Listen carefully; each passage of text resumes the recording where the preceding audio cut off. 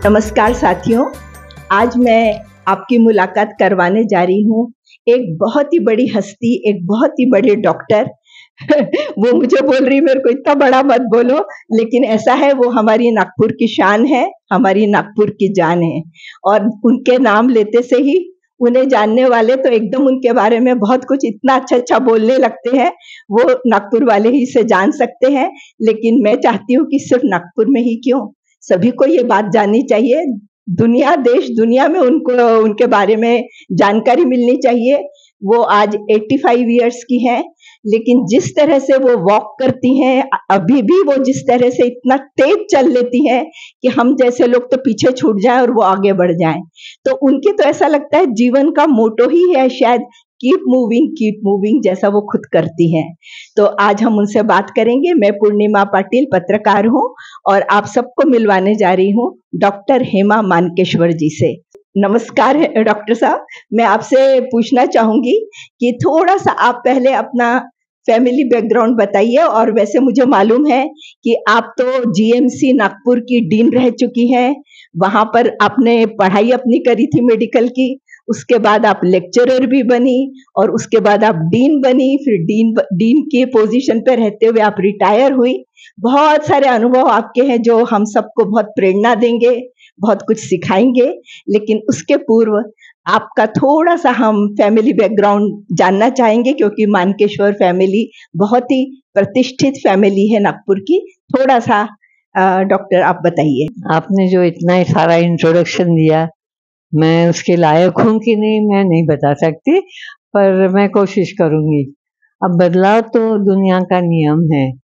और आप मेरा फैमिली बैकग्राउंड जानना चाहते हैं। मैं डॉक्टर मानकेश्वर के साथ मेरी 1964 में शादी हुई और ये फैमिली काफ़ी रिनाउंड थी। मेरे फादर इन लॉ के मानकेश्वर, वो इस इलाके के सेंट्रल इंडिया में पहले चार्टर्ड अकाउंटेंट थे और उन्होंने एकदम स्क्रैच से शुरू करके अपना काफ़ी नाम कमाया। मेरी मदर इन लॉ जो थी उस ज़माने की काफ़ी पढ़ी लिखी थी, वो एक स्कूल में टीचर भी रह चुकी, honorary. Was a very fine individual. उनको एजुकेशन का बहुत ही, she wrote a book on गृह एंड गृहिणी which was prescribed for the board, education board for 11th standard and all. तो वो भी उनका ये है परिचय। काफ़ी बड़ी सोशल वर्कर थी, पर as a mother in law she was a very encouraging person. और मेरी शादी के बाद मैंने 3 पोस्ट ग्रेजुएट परीक्षा दिए और वो सब उन्हीं के कारण थे, उनके प्रोत्साहन के मारे में।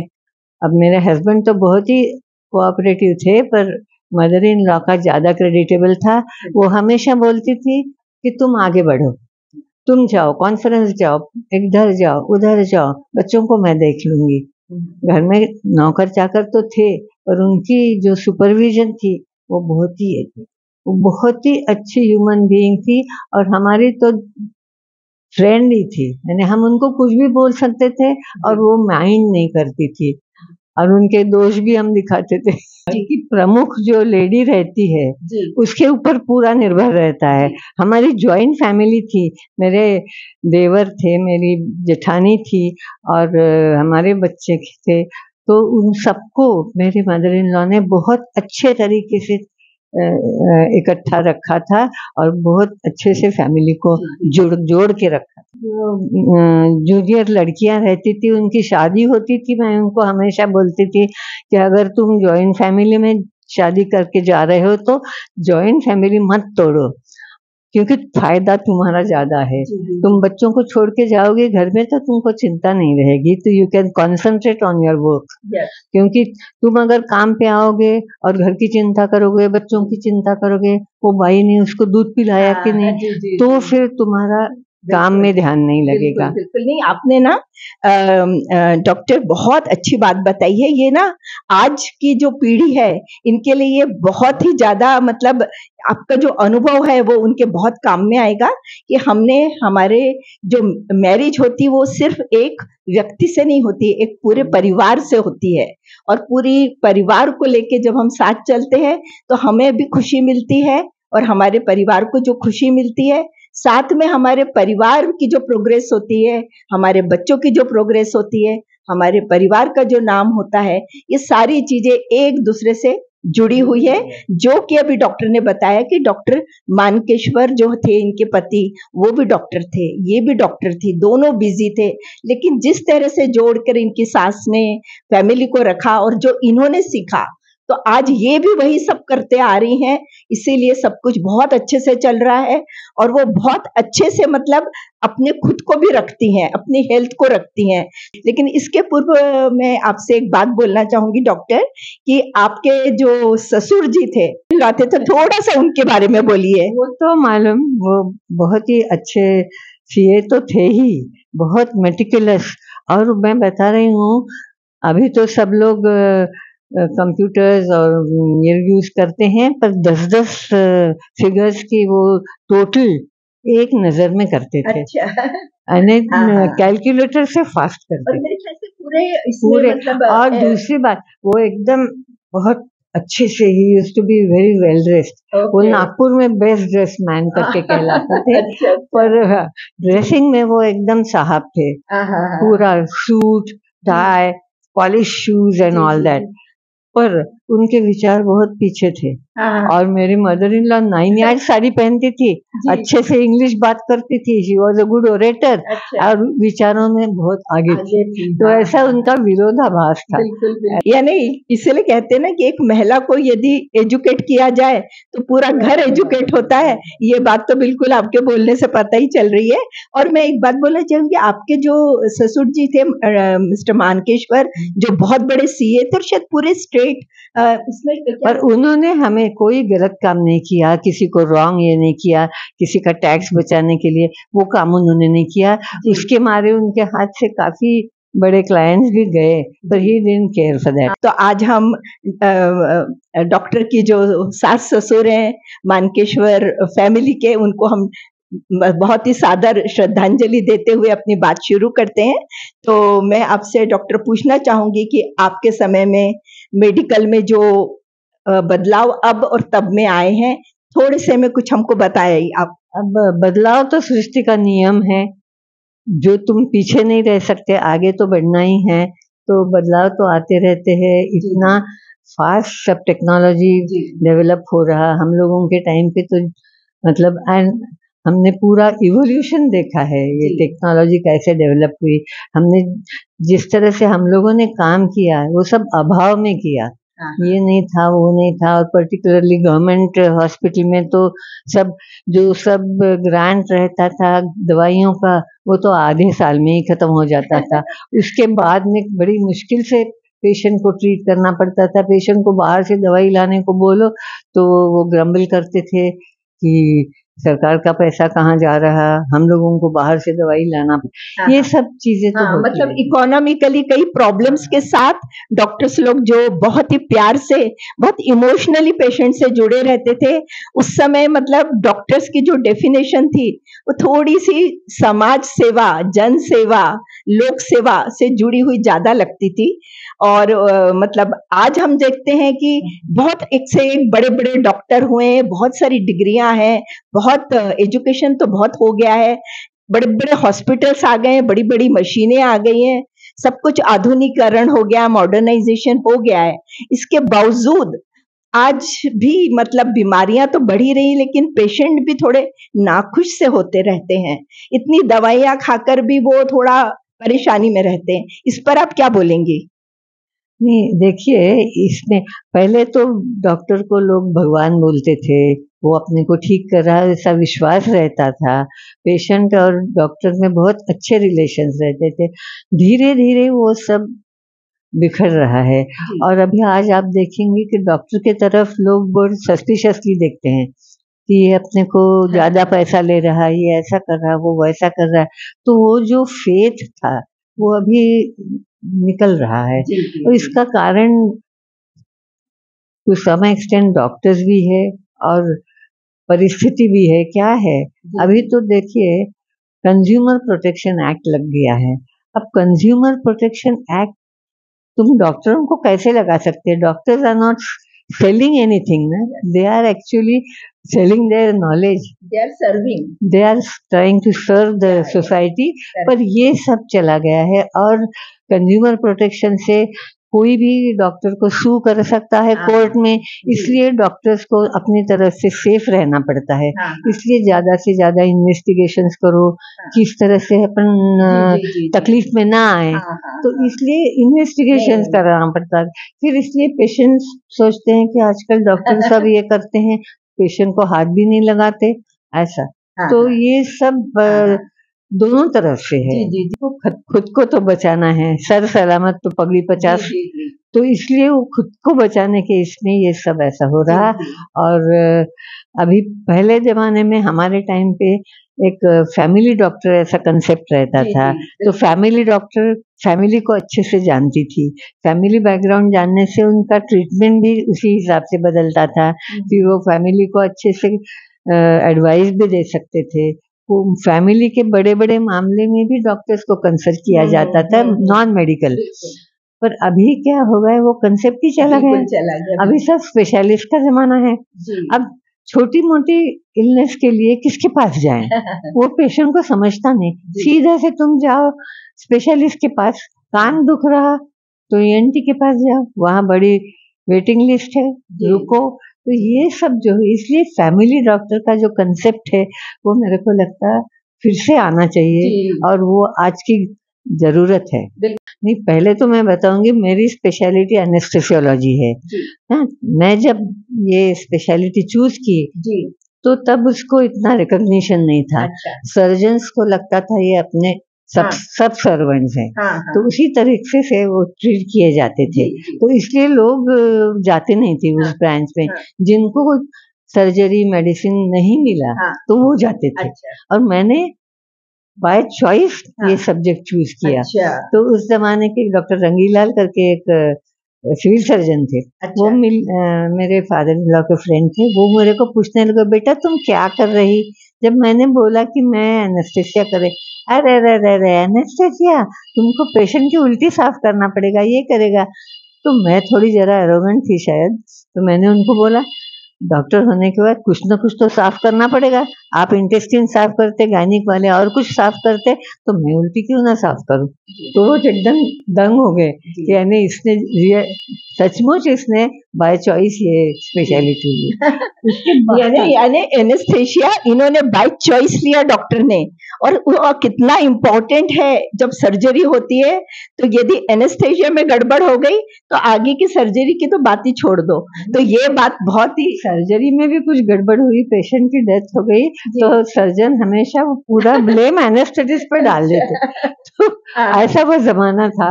अभी धीरे धीरे हम लोगों ने भी अब काफी मेहनत करके वो स्पेशलिटी को आगे बढ़ाया। फिर स्पेशलिटी के ब्रांचेस ये हो गए, intensive care unit doctor anaesthetist चलाने लगे। और आज आप देखेंगे तो we are in a ruling position. Sometimes सब अनएक्सपेक्टेडली होता है, यानी जो पेशेंट बहुत खराब है, वेरी रिस्की, वो अच्छा हो जाता है। और एकदम अच्छा चंगा पेशेंट मर जाता है। तो ये दो एकदम विरोधी चीजें हैं, और इनका सबका एक्सपीरियंस सबको आता है। और उससे जब अच्छा हो जाता है तो खुशियां होती है, नहीं होता तो दुख भी होता है। पर उसको ये करके you have to take it in a stride and continue. एक मैं बता रहा हूँ, हमारे जो सब्जेक्ट है इसके हर एक स्पेशलिटी के अपने अपने सोसाइटीज है। तो हमारी एनेस्थीसिया सोसाइटी है, तो एनेस्थीसिया सोसाइटी जो है, तो I am the founder of it. 73 में चालू किए, तब 10 मेंबर्स थे, आज उसके 500 से ज्यादा मेंबर्स हैं। और that society is doing so well, I tell you. पूरे इंडिया में नेशनल लेवल पे हर साल बेस्ट ब्रांच का 8 साल से लगातार उनको अवार्ड मिल रहा है। और वो सब देख के मेरे को इतनी खुशी होती है कि मैं बता नहीं सकती। अपने स्टूडेंट्स अपने से ज्यादा अच्छा कर रहे, इससे और कोई खुशी नहीं। करेक्ट। लेकिन डॉक्टर, आपने इतने सालों तक जब GMC में आप डीन रही, आप लेक्चरर भी रही, और आप तो वहाँ स्टूडेंट भी थी, तो ये सारे लंबे समय में कुछ तो इतनी बड़ी बड़ी अच्छी बुरी सब तरह की घटनाएं घटी होगी, कुछ एक आध सुनाइए जरा। एक घटना बताना सच्ची बहुत ही मुश्किल है। नहीं, जैसे अभी मैं पेशेंट के बारे में बता रही थी, तो एक पेशेंट खेड़े में से आया था, उसके बच्चे उसको लेके आए थे। 3 दिन से उसके पेट में अल्सर बर्स्ट हो गया था और उसकी कंडीशन बहुत ही खराब थी। अच्छा। तो उसके मतलब जिंदा रहने की पॉसिबिलिटी बहुत कम थी, ब्लड इतना कम था। तो उसके बच्चों को बोला कि तुम ब्लड डोनेट करो, कंडीशन खराब है। तो वो बोलने लगे कि ब्लड देंगे तो गारंटी है क्या वो बाप बच जाएगा? हमने बोला गारंटी तो नहीं दे सकते, पर नहीं देंगे तो मतलब कुछ बता नहीं। तो उन्होंने नहीं दिया ब्लड। अच्छा। अब क्या करना? हम लोगों ने सोचा चलो वैसे भी मरने वाला है, टेक अ रिस्क। तो रिस्क लेके हमने उसको ऑपरेट किया। ऑपरेट करने के बाद उसकी लंबी लाइफ लाइन होगी, वो बच गया। You know, instead of being grateful, वो बच्चों की रिएक्शन ऐसे थी, देखो हाँ, खून भी बच गया और बाप भी बच गया। तो ऐसे, और आजकल तो आप देखते हैं पेशेंट्स तो खराब कुछ हुआ तो डॉक्टर्स को मारने को भी डरते हैं। बिल्कुल, बिल्कुल। ये बहुत ही खराब बात है। बहुत मेरे को बहुत दुख होता है। ऐसे उल्टा एक एक्सपीरियंस मैं बताती हूँ। मेरे घर में जो लेडी काम करती थी, मेरी बेटी को संभालती थी, उसका भाई, उसको पेप्टिक अल्सर था। अब वो तो दूध पियो ये पियो बताना ठीक है, वो थोड़ी ना बेचारा कर सकता था। तो मैंने उसको बोला देखो ऑपरेशन अगर करेंगे तो तुमको ये सब करना नहीं पड़ेगा। तो वो तैयार हो गया। मैंने उसको बोला ऐसा कुछ ज्यादा कठिन ऑपरेशन नहीं है। तो 2 बार उसने पूछा जान को खतरा नहीं है ना? तो मैंने उसको बहुत एश्योर किया नहीं। और उसका ऑपरेशन हो गया। ऑपरेशन के बाद उसका ऐसे कुछ तकलीफ ये हुई कि सब तरफ से ब्लीडिंग चालू हो गया।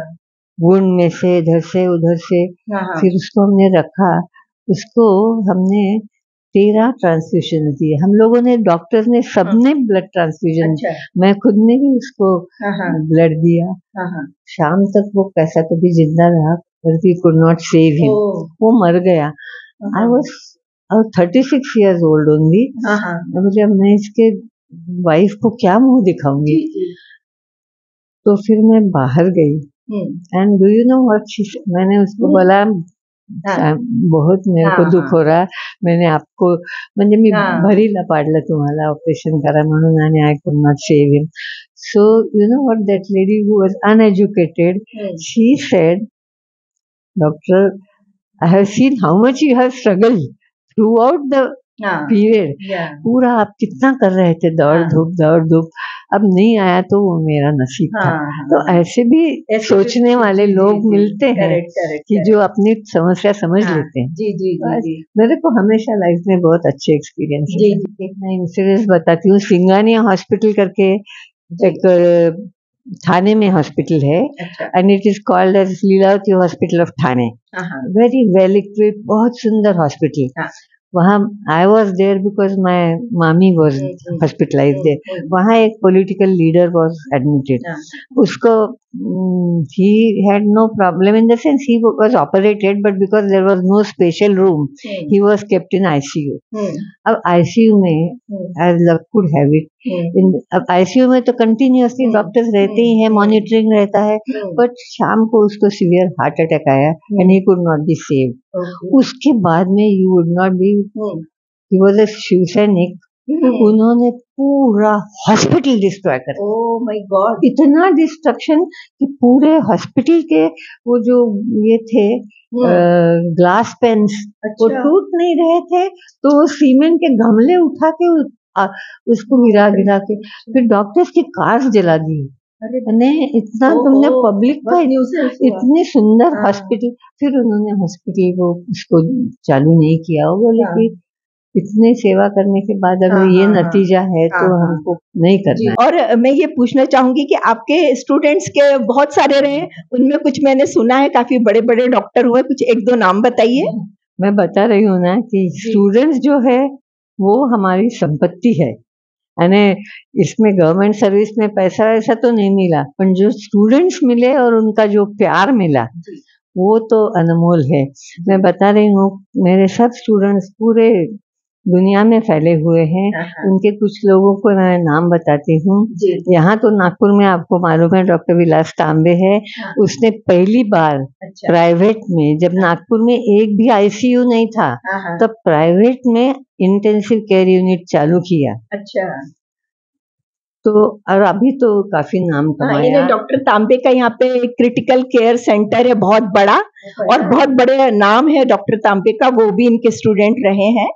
फिर डॉक्टर देशपांडे, केजी देशपांडे के मेमोरियल जो हॉस्पिटल है वो हार्ट स्पेशल, जब मेडिकल कॉलेज में भी ओपन हार्ट सर्जरी नहीं होती थी तब उन्होंने प्राइवेट में पहली बार वो चालू किया है। और उसका जो एनेस्थेटिस्ट भाई है वो मेरा स्टूडेंट है। फिर दिल्ली में डॉक्टर टेम्पे करके डॉक्टर है, वो वहाँ का चीफ होके रिटायर हुआ उसने दिल्ली में, और बहुत नाम कमाया। वो बीसी रॉय अवार्ड पहली, he is the first anesthesiologist to get BC Roy Award. Then उनका एक चैप्टर, उन्होंने लिखा हुआ चैप्टर अमेरिकन टेक्स्ट बुक में, कार्डियोलॉजी के टेक्स्ट बुक में पब्लिश हुआ है। ये बहुत बड़ी बात है कि फॉरेन टेक्स्ट बुक में एक चैप्टर उनका आया है। ये बहुत बड़ी बात है। और भी काफी और मेरे को लगता है आप बड़े बड़े और भी कुछ नाम भूल गई हैं, जैसे डॉक्टर अभय बंग, डॉक्टर रानी बंग। वो तो सोशल सर्विस, ये मैं प्रोफेशनल बता रही हूँ। उसके बाद तो सोशल सर्विस में तो आप जानते हैं बंग कपल है, doctor Rani Bang and Abhay Bang, वो भी हमारे स्टूडेंट्स रहे हैं। Amte, Prakash Amte and Manda Amte was my personal student. She did a diploma in anaesthesia under me, and बहुत इन लोग सब जितने बड़े हो रहे हैं उतने नम्र हो रहे हैं। वो बहुत है। नहीं, तो मैंने देखा आप भी इतनी बड़ी डॉक्टर है और इतनी नम्र है कि मैं एक बार बोला मेरे को आपसे बात करनी है और आपने मेरे को परमिशन दी कि बिल्कुल आ जाओ अपन बात करते हैं। तो ये भी, इसके लिए भी मेरे को बहुत अच्छा लगा। और आपने जैसे बताया कि जैसे अभय बंग और जो रानी बंग है, कितना गढ़चिरौली में कितना ट्राइबल्स लोगों के लिए वो काम कर रहे हैं, और मेडिकल प्रोफेशन का जो यूज है गाँवों में, विलेजेस में और ट्राइबल्स लोगों के लिए कितना काम वो कर रहे हैं, और वो इनके स्टूडेंट रहे हैं।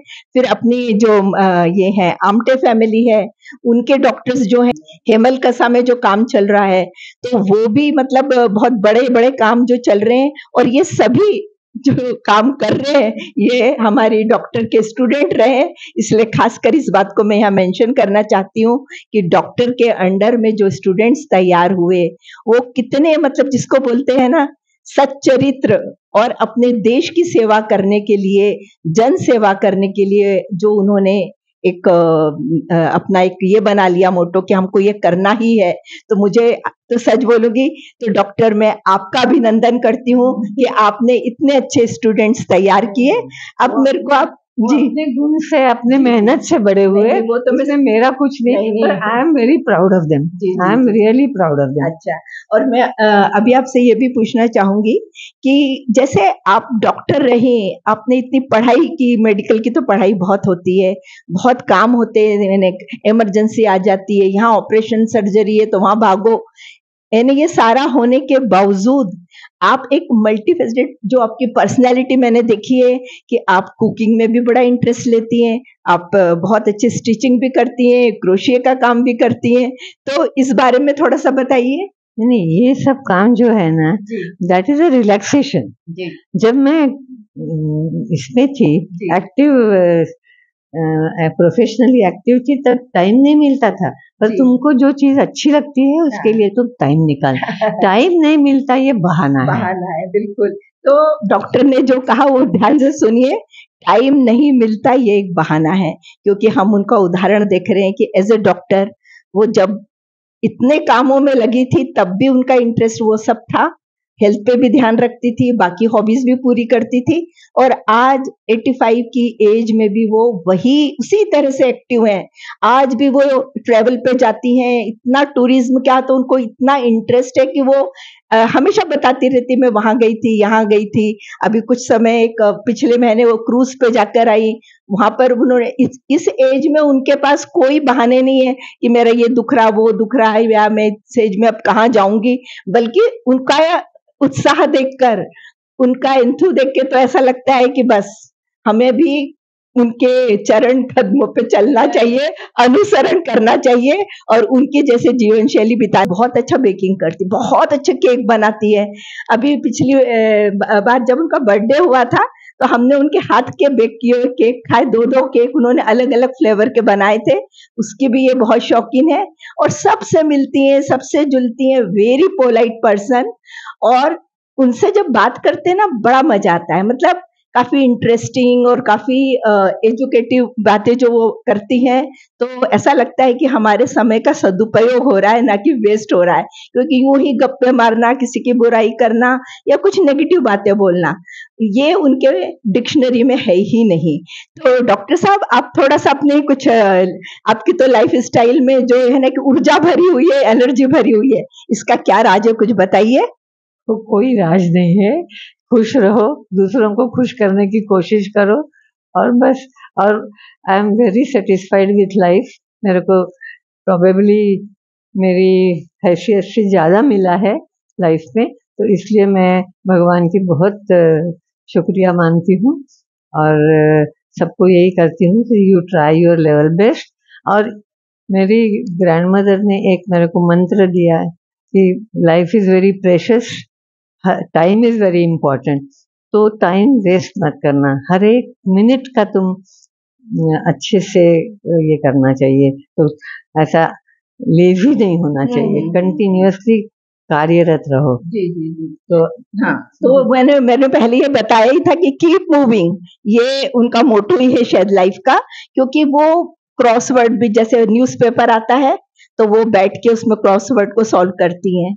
फिर वो मतलब कहीं बाहर नागपुर के में जो कई सारे इंस्टीट्यूशन वाले उनको बुलाते रहते हैं as a chief guest, as a guest, तो वहां जाती हैं, वो अटेंड करती हैं। फिर वो कभी कभी लेडीज क्लब में जाती हैं, वहां भी अपने सब फ्रेंड्स लोगों से मिलती जुलती, थोड़ा सा एंजॉय करके आती हैं। मतलब कहने का अर्थ है कि कहीं भी वो रुकी नहीं है। यंग एज में जो कुछ कर रही थी, आज इस एज में भी वो सारी चीजें वो कर रही हैं। कहीं उनके पास ये वर्ड नहीं है कि अब उम्र हो गई तो मैं कैसे करूं या कैसे कर सकती हूँ, बल्कि उनका तो ये है कि मतलब जैसे पहले ही मैंने बताया, age is only a number. ये सब मन का और दिमाग की बात है, यदि सोचो तो है, सोचो तो कुछ नहीं है। और उनका तो बिल्कुल एनर्जी लेवल देखकर और उनकी जो सोच है, उनके जो विचार हैं, वो इतने पॉजिटिव हैं कि आप क्या संदेश देना चाहेंगी हमारे श्रोताओं को? कृपया बताइए, आप क्या मैसेज देना चाहेंगी? अब मैं मैसेज देने की इतनी तो कुछ बड़ी नहीं हूँ मैं सिर्फ इतना ही बताऊंगी कि आप खुश रहिए और सबको खुश, पॉजिटिव है, ऐसे ही रहे और सबकी लाइफ खुशियों से भर जाए। सभी हमारे साथियों जो भी सुन रहे हैं, उन सबका बहुत बहुत धन्यवाद।